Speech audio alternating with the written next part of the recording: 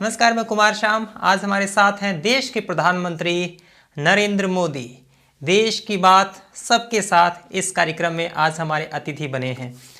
नमस्ते मोदी जी। नमस्ते, आपको भी और सभी देशवासियों को नमस्कार।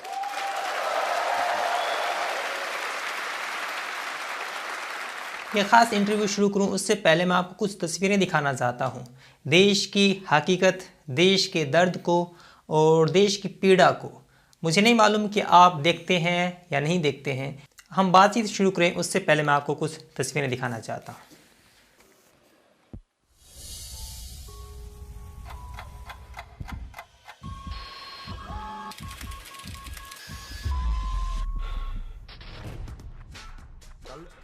वोट लेता है मोदी, किस बात की लेता है ये वोट?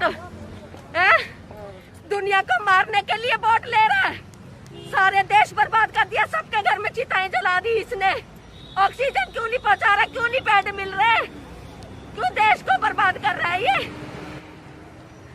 जवान भाई मेरा? छीन लिया इसने। क्या चुप? जवान भाई था मेरा, बेड नहीं मिला उसको। पूरे दिल्ली में घूम लिए उसको ले लेके, उसको बेड नहीं मिला, ऑक्सीजन नहीं मिली। कौन जिम्मेवार है इसका? मोदी की दिल्ली सरकार कौन जिम्मेवार है? कौन सवाल करेगा, कौन पूछेगा इनसे? जिनके घर उजड़ गए, जिनके बीत रही है, हमें पता है हमारे पर आज क्या बीत रही है, हमें पता है। हमारा घर बर्बाद हो गया, बिल्कुल छोटे छोटे मेरे भतीजे हैं, कहाँ जाएंगे वो? कौन उनकी रक्षा करेगा, कौन देखेगा? 18, 17 साल के मेरे पढ़ने वाले भतीजे हैं, कौन उनकी देखभाल करेगा?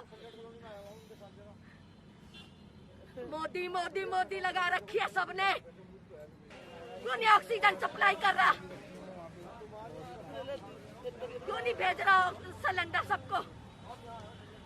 आप रैलियों में बड़े बैठा है, रैलियां कर रहा है। बंगाल जीतना उसने, देश मर रहा है, देश को आग लगा के वो जीत हासिल करेगा क्या?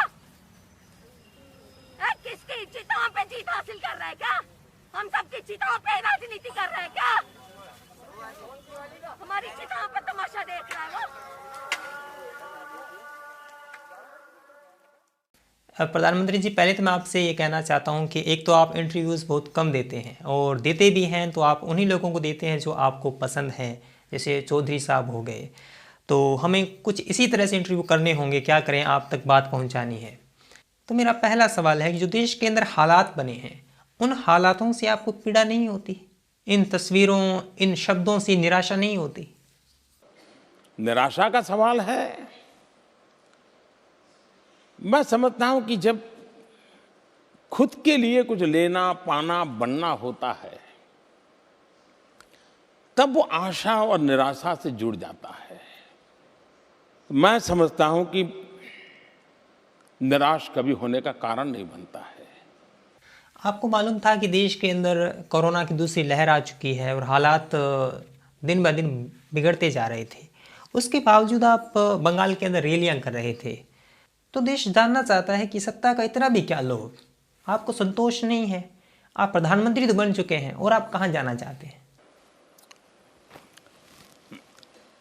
मैं इसको जरा अलग तरीके से देखता हूं। जिस पल संतोष का भाव पैदा हो जाता है, बहुत हो गया, चलो यार इसी से गुजारा कर लेंगे, तो जिंदगी कभी आगे बढ़ती नहीं है। और आपने देखा होगा, जिसके घर में साइकिल है उसका मन करता है स्कूटर आ जाए तो अच्छा है, स्कूटर है तो मन करता है यार 4 व्हीलर आ जाए तो अच्छा है। ये अगर जज्बाई नहीं है तो कल साइकिल भी चली जाएगी तो कहेगा छोड़ो यार बस में चले जाएंगे, तो वो जिंदगी नहीं है। ऐसे समय में आपकी जिम्मेदारी बनती है कि आप कुछ करें, सरकार कुछ करे, कुछ ठोस काम करे। अगर ये कोई सोचता है कि सरकार देश बदल देगी, सरकार विकास कर देगी, आजादी के बाद एक ऐसा माहौल बन गया, अब आज़ाद हो गए, सब सरकार करेगी। और मुझे खुशी है कि आज 125 करोड़ देशवासियों के दिल में एक उमंग, उत्साह, आशा, अपेक्षा ये उभर करके बाहर आ रही है। वरना एक कालखंड था, निराशा की गर्त में हम डूब गए थे और ऐसा कि चलो छोड़ो यार, अब कुछ होने वाला नहीं है, होती है, चलती है। और मुझे खुशी है कि हमने एक ऐसा माहौल बनाया है कि लोग हमसे ज्यादा अपेक्षा कर रहे हैं। गुस्ताखी माफ करें मोदी जी, लेकिन अब देश उपदेश नहीं सुनना चाहता। पूरा देश आपको दोष दे रहा है। आपने परिवार में भी देखा होगा, 3 अगर बेटे हैं, माँ बाप तीनों को प्यार करते हैं, लेकिन काम होता है तो एक को कहते हैं, अरे यार जरा देख लो। जो करेगा उसी को तो कहेंगे ना।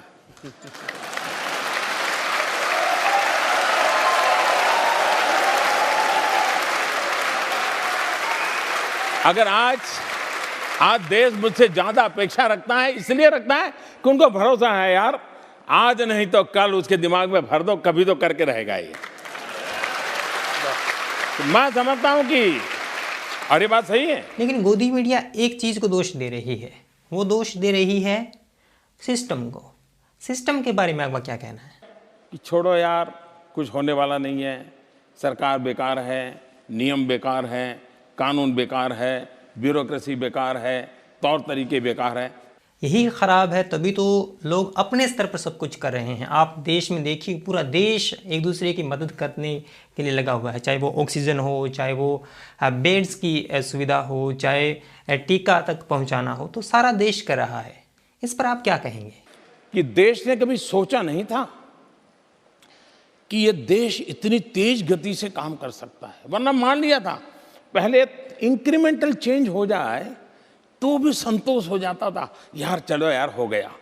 अब उसको नहीं होता है, उसको लगता है अरे साहब। चारों ओर नजर घुमा के देखिए सर, लोग मर रहे हैं। देखिए, आप 1857 से ले लीजिए 1947 तक, उसके पहले भी जा सकते हैं, लेकिन मैं 1857 पे जाता हूं, जब प्रथम स्वातंत्र संग्राम हुआ 1857 का। आप कोई भी साल उठा लीजिए, 100 साल में कोई भी साल उठा लीजिए, हिंदुस्तान का कोई भी कोना उठा लीजिए, कोई न कोई देश की आज़ादी के लिए शहीद हुआ है, देश की आज़ादी के लिए मर मिटने के लिए कुछ न कुछ किया है। किसी न किसी नौजवान ने अपनी जिंदगी जेल में बिता दी है। मतलब आज़ादी का संघर्ष किसी भी समय, किसी भी कोने में रुका नहीं था। लोग आते थे, भिड़ते थे, शहादत मोल लेते थे, आज़ादी की बात चलती रहती थी। सर, आप इतिहास बढ़ाने लग गए। मैं बड़ी ही सम्मान के साथ, बड़ी ही जिम्मेदारी के साथ आपसे पूछता हूं कि देश के अंदर कोविड के मामले कितना तेज़ गति से बढ़ रहे हैं, लोगों के मरने की संख्या देखिए आप कितने तेज़ गति से बढ़ रहे हैं। मैं दूसरे प्रकार का इंसान हूं। मैं कभी कभी कहता था, अगर एक गिलास में आधा भरा हुआ है तो एक व्यक्ति मिलेगा जो कहेगा गिलास आधा है, दूसरा कहेगा गिलास आधा भरा हुआ है, एक कहेगा आधा खाली है। मुझे कोई पूछता है तो मैं कहता हूं आधा पानी से भरा है, आधा हवा से भरा है।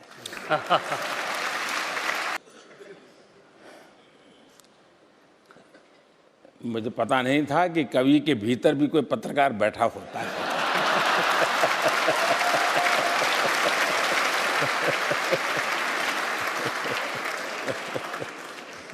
सवाल तो पूछने होते हैं सर, यही लोकतंत्र की निशानी है और आपको जनता ने वोट दिया है। दरअसल आप चुने हुए नेता।